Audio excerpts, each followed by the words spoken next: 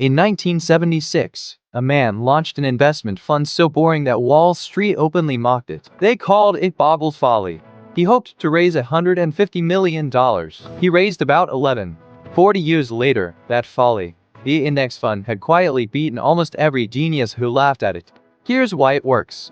Here's the whole idea in one sentence. An index fund doesn't try to pick winning stocks. It just buys a tiny piece of all of them. Think of the stock market like a giant classroom taking a test. A normal fund manager is the kid who tries to copy the smartest students, betting they can spot who'll ace it. Sometimes they're right, often they're not, and they charge you a lot for guessing. An index fund does something almost lazy. Instead of guessing who'll win, it just bets on the whole class's average. It buys a little bit of every big company, all 500 of them in the case of the S&P 500, and calls it a day. It sounds too simple to work. That's exactly why they laughed at Bogle.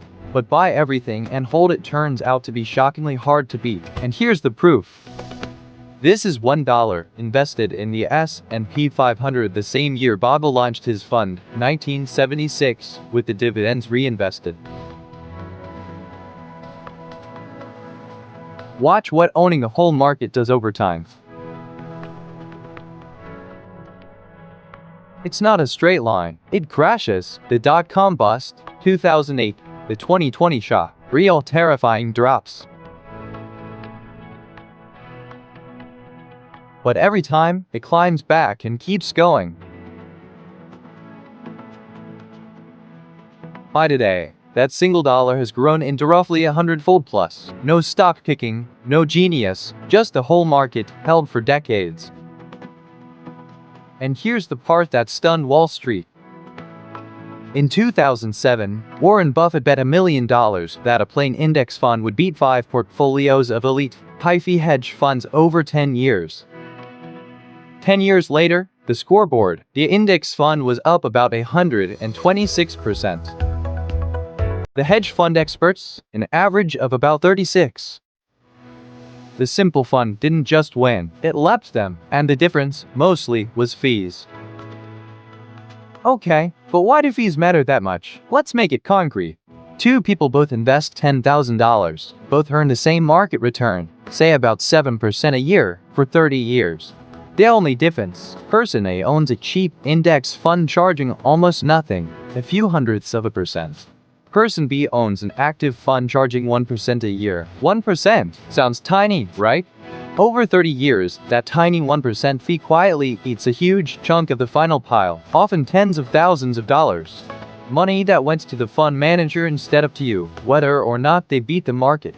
That's the secret Bogle understood in 1976. You can't control what the market does, but you can control what you pay to ride it. Keep the cost near zero, own everything, and you keep the growth. This is an illustration, not a projection, educational only, not financial advice. In fact, over 15 years, roughly 90% of active funds have failed to beat the market. So, the whole thing in one sentence. An index fund buys the entire market for almost no fee, and over the long run, that quietly beats most experts who charge you to guess. The fund they called Bogle's Folly is now how millions of people invest. And Buffett, he gave his winnings, about $2.2 million, to a charity for girls in Omaha. Just remember, this is education, not advice. The market can and does fall, and most experts losing doesn't mean none win. But if a strategy this simple can beat Wall Street, it's worth understanding. Next time, why the cash sitting in your wallet is quietly shrinking every year, even if you never touch it. Inflation, with real data going back decades. Subscribe so you're never the last to get it.